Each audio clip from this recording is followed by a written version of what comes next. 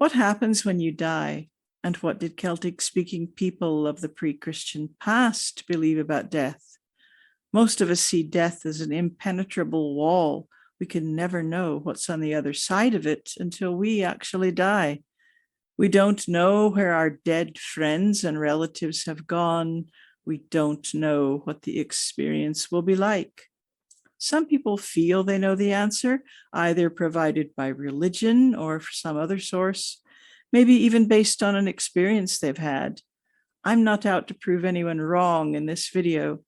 Many religions provide answers about death for their followers.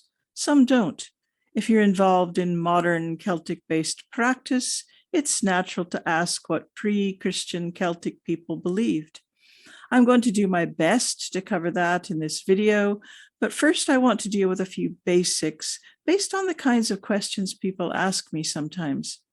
Even if you believe that the gods are real, which I do, the practices humans have constructed around the gods are still man-made.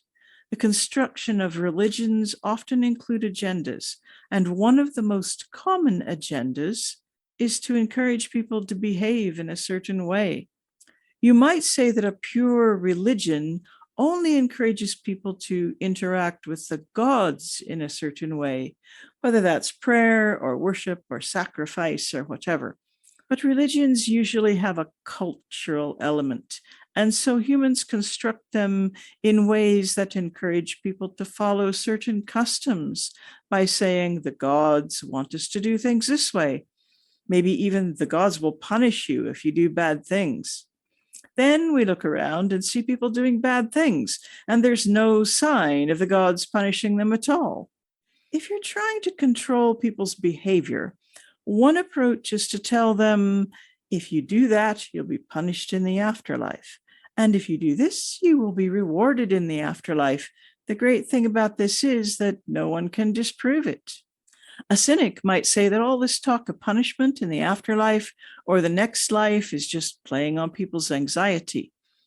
More and more people are rejecting this kind of thinking. Some of us are able to comfort ourselves with a softer view of the afterlife, one in which everyone gets another chance of happiness. Some of us comfort ourselves with what we see as cold logic. There's no proof of consciousness after death. It's just the end. You cease to exist. But plenty of people are still anxious about it.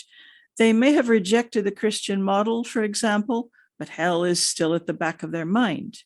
Maybe they're embracing Celtic paganism, and now they want some firm answers about their new religion. We live in a world which is permeated by Christianity, and so did most of our ancestors for the past couple of thousand years.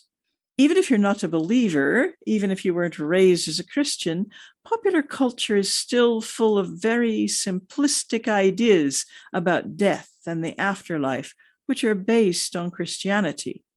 People go to heaven when they die. Heaven is described as an ideal place, a paradise where angels perch on clouds.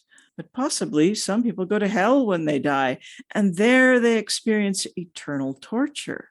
Our culture is so saturated with these ideas, it's hard to completely shake them off. More than once, I've been asked this rather naive question: where do Celtic pagans go when they die? Now, naive questions deserve answers, so let me try to deal with this one first, and then we'll delve into the evidence we have about early Celtic cultures. Logically, whatever happens when we die probably happens to everyone. If the paradigm of heaven and hell is true, it must be true for all people, not just those who believe in it. If instead awareness simply ends when we die, then it surely ends for everyone. If it's a reincarnation, then it's reincarnation for everybody. I've heard some people suggest that whatever you believe will happen when you die, that's what will happen to you. It's an interesting thought, and you can believe what you like, of course, but it doesn't seem very logical. I don't know what happens when we die, but I feel sure that whatever happens, happens, and changing your religious beliefs probably can't change the basic facts.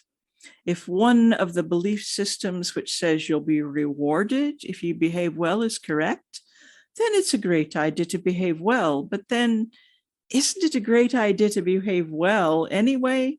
So coming up, we'll go through the evidence from Celtic cultures and see what we can find. If you'd like to delve a little deeper into the topics in my videos, you might enjoy taking one of my online classes. You can find out more about them at the link which is on your screen now. You can also support my work on Ko-fi or by becoming a patron. You'll also find free content to read on my Patreon page and on my website. All the links are in the description. Celtic religion, if there is such a thing, doesn't offer firm answers to people of our time on most things. While this is partly due to information being lost over time, I wonder whether it was always the case.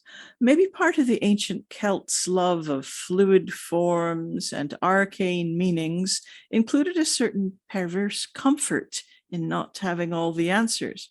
Or maybe those answers just didn't get preserved. There's evidence which offers us clues, but it isn't straightforward. This might be in part because the Celts were never a single monolithic culture.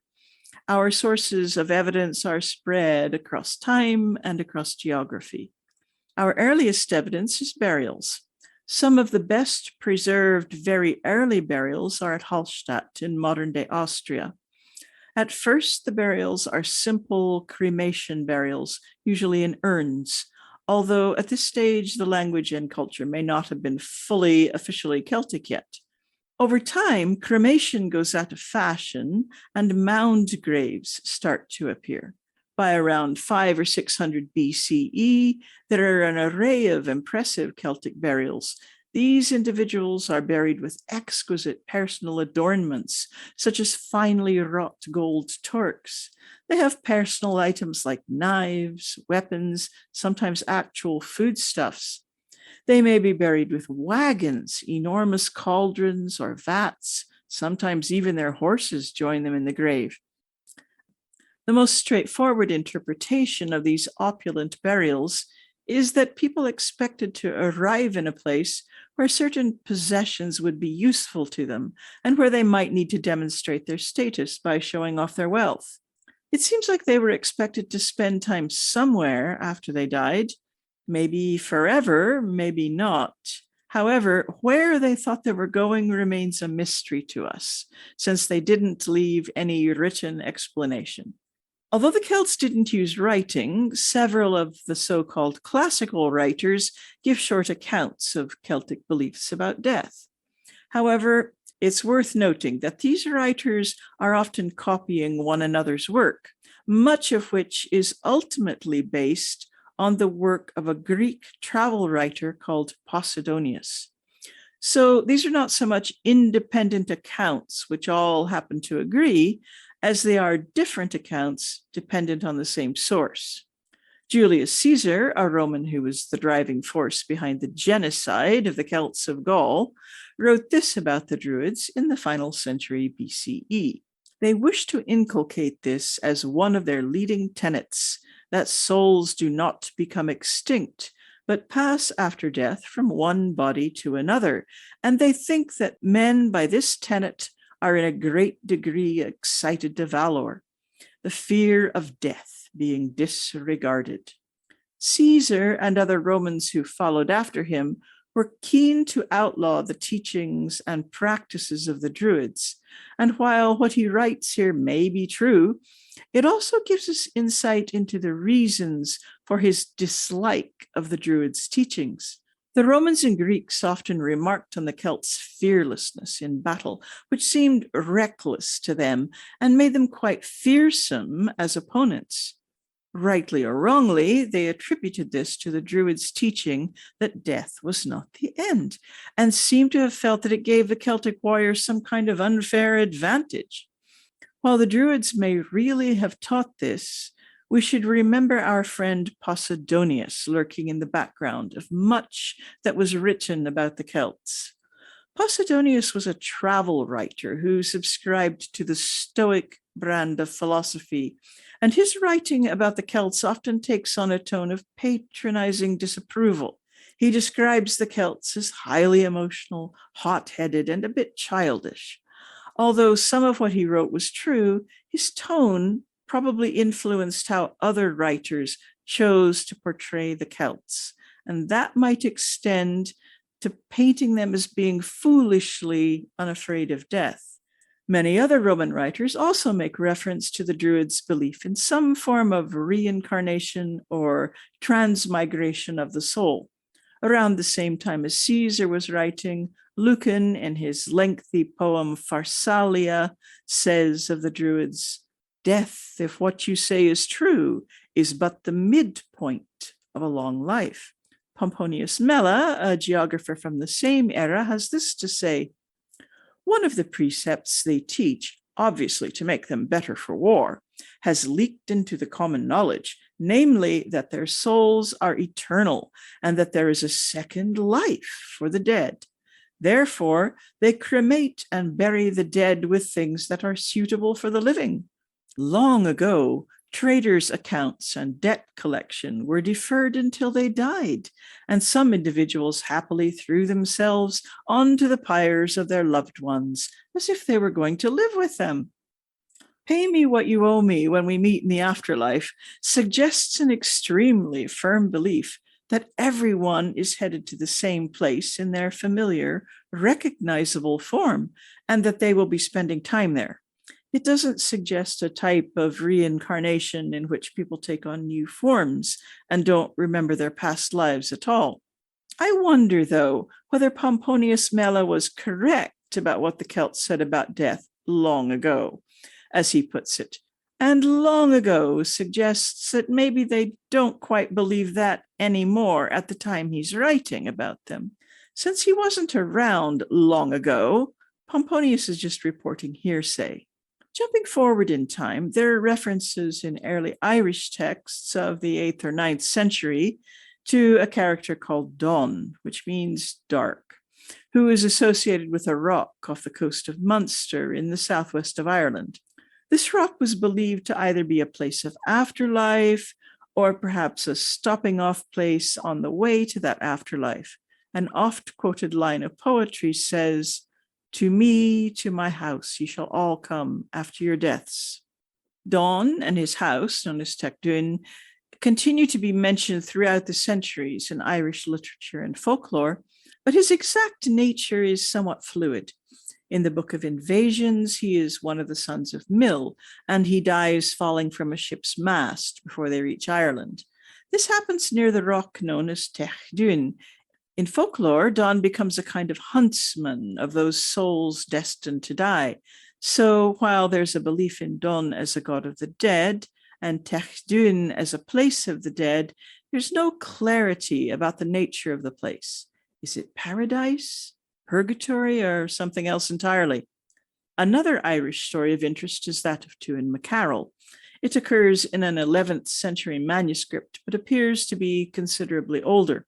Tuan is said to have arrived with the first of many waves of people who attempted to settle Ireland. All of his people were wiped out except for Tuan himself, who had fled into the wilderness as a kind of wild man. When Tuan reached old age, he fell asleep in a cave, expecting to die, but he dreamt that he was a stag, and when he awoke, he was the animal he dreamt of. This is how Tuan tells the story later. "As I was asleep one night, I saw myself passing into the shape of a stag. In that shape I was, and I young and glad of heart. After this, from the time that I was in the shape of a stag, I was the leader of the herds of Ireland." This doesn't describe reincarnation as we usually think of it. There's no rebirth. Tuan passes directly into the body of a virile adult animal, or perhaps he undergoes some kind of metamorphosis. In the course of the story, this experience repeats several times, with Tuan also living as a boar, a hawk, and finally a salmon. In a way, this recalls Caesar's statement that souls do not become extinct, but pass after death from one body to another. Tuan is eventually reborn as a human when he is caught by a fisherman in his salmon life and is eaten by a woman who then gives birth to him.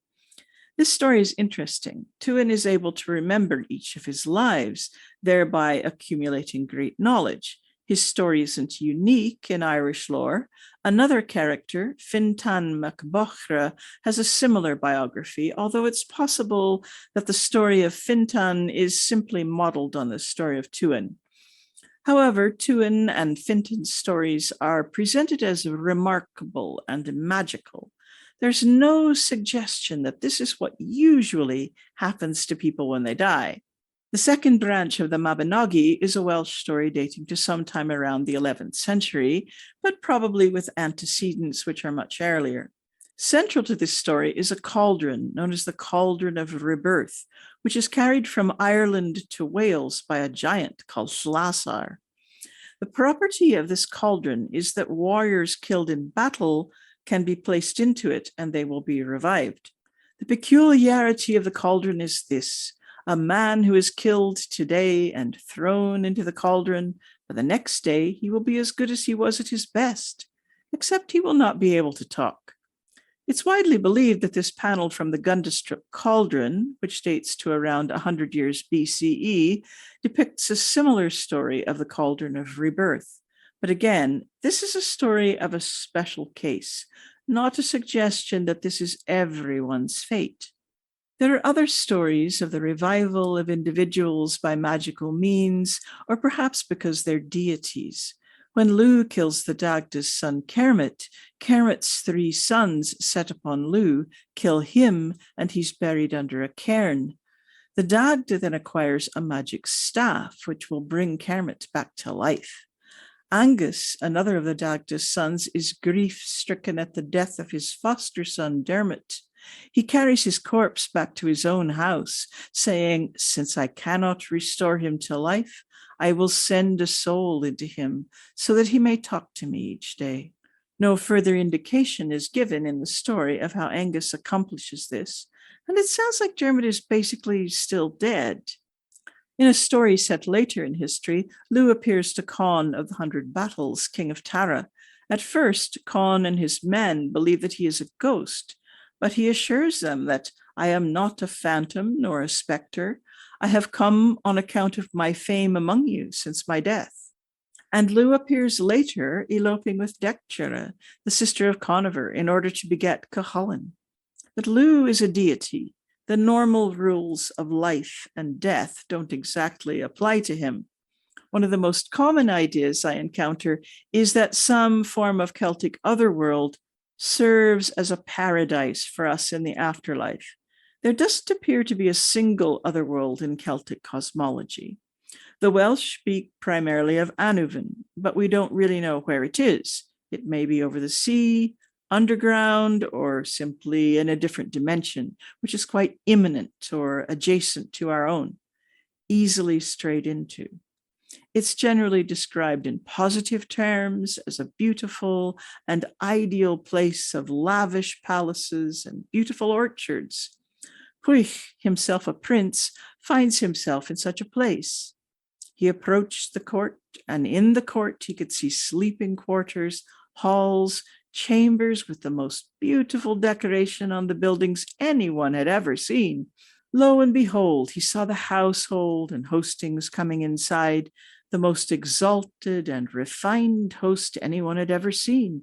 They passed the time with food and drink, singing and carousing. Of all the courts he had ever seen on this earth, here was the best, with food and drink and gold vessels and royal jewels.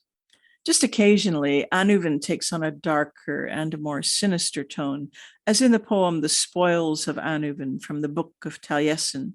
However, since those who visit on this occasion are apparently there to steal a cauldron and other treasures, perhaps it's no wonder.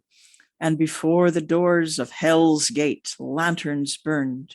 And when we went with Arthur, famed in adversity, save 7, none returned from the mead feast fort. 300 men would stand guard on the wall. It was difficult to speak with their watchmen. 3 shiploads of Pridwen we went with Arthur, save 7, none returned from the fort of impediment.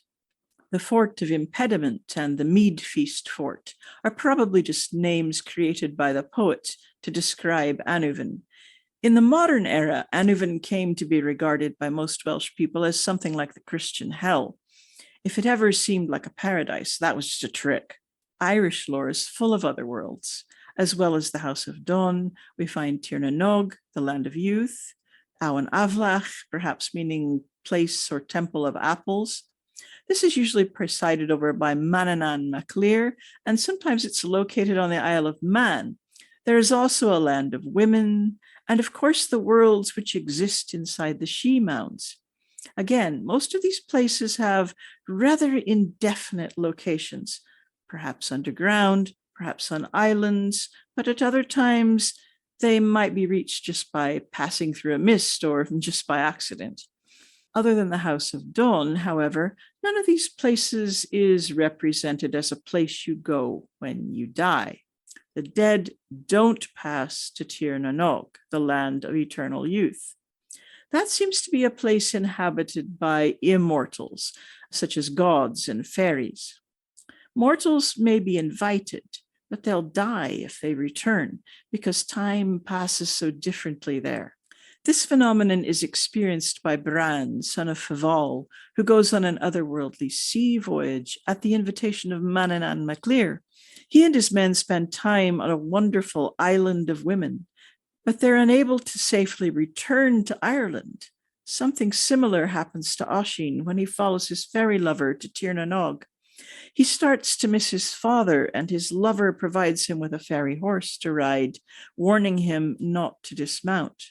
When he falls off, he turns to dust.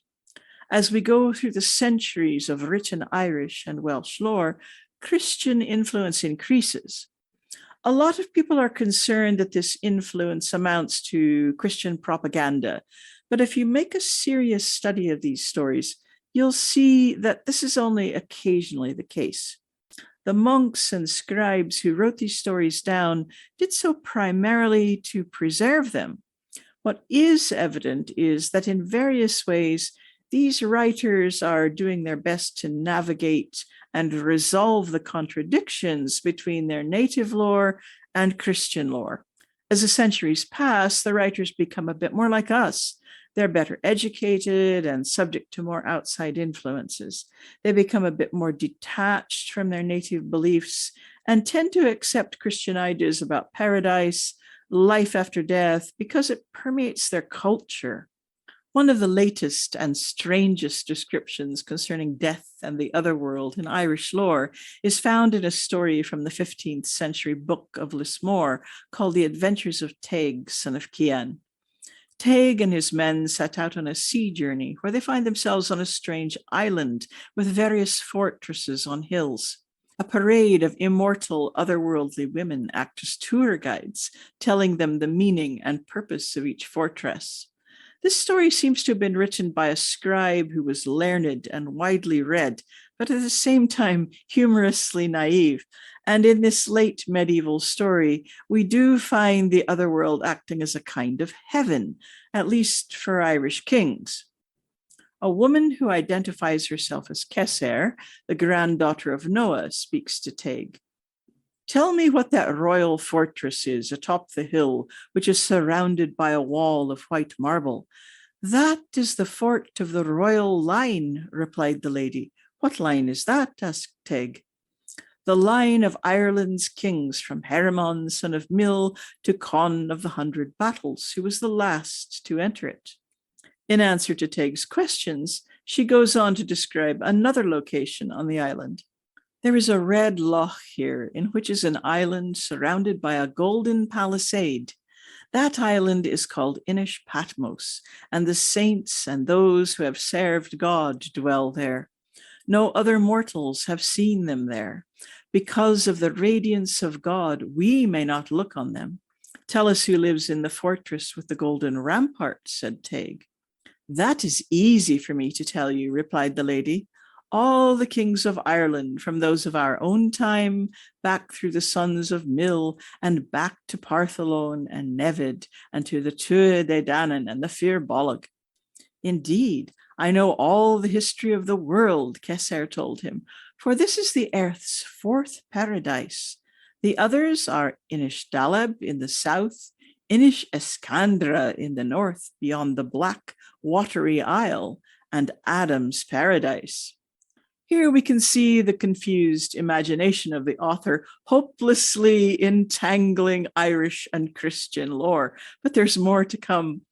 Taig is about to encounter a figure from a much older Irish story. This is Conla, son of Con of the Hundred Battles, who in a tale which probably predates the 11th century was lured away to the otherworld paradise by a fairy woman, rather like Oisin. In the story of Conla, the fairy woman is never named. But in this much more modern story, she introduces herself to Taig. My name is Veniusa. I am daughter to Adam. Quite how a fairy woman comes to be one of Adam's daughters is a mystery. And yes, it is Adam from the Bible, because she also talks about her mother Eve. She and Conla go on to tell Taig how they live together in chastity, simply gazing at one another and sharing a magical apple as their only food. Well, said Taig, that is both beautiful and comical at the same time. Can you tell me who lives in that grand fortress surrounded by a rampart of silver which stands over there? No one lives there, replied the girl. What is the meaning of that? Asked Taig. It awaits the kings who have yet to rule Ireland, and I think that you shall be among the first to enter it, she said. Why should that be? Because it will be a house for the kings who confess Christ, which we keep in readiness, and you, dearest Taig, shall have a place there. If I was Taig, I'm not quite sure how I would feel about that, but it's amusing to imagine a place for the Christian dead being constructed inside the Irish otherworld. This brings us to the end of our evidence for Celtic beliefs about the afterlife. It would have taken me about a minute to simply say, well, we don't really know what they believed, but it might have been some kind of reincarnation. But I hope this much longer tour of the evidence will help you to see that there were probably different beliefs in different times and places. Like so many questions about Celtic beliefs, we probably just need to embrace the mystery.